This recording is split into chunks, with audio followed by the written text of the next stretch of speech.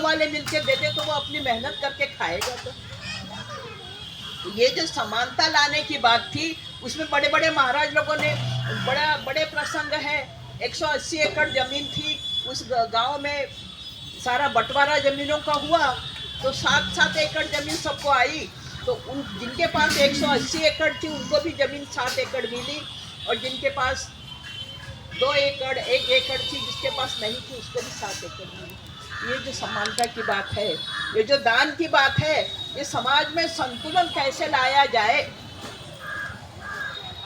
जिसकी तरफ देखने वाला कोई नहीं है वो मेरा अपना बन सकता है कि नहीं। पीड़ पराई जाने ने, गांधी ने सबको गले लगाया जी। गांधी ने किस किस को गले नहीं लगाया। यदि गले नहीं लगाते तो चंपारण के इतने अंदर के इसमें सब में जाते क्या गांधी, और चंपारण सत्याग्रह सफल होता।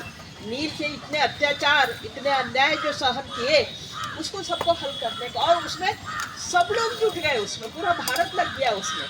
तो जो सच्चाई और अच्छाई के लिए सारा भारत लग जाता है, उसके लिए ये जो छोटे छोटे तबके बने हुए हैं ना, ये सबका तो त्याग करना ही है हमको।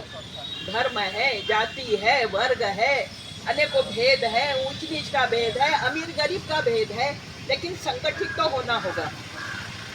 कल से जो चर्चाएं चली है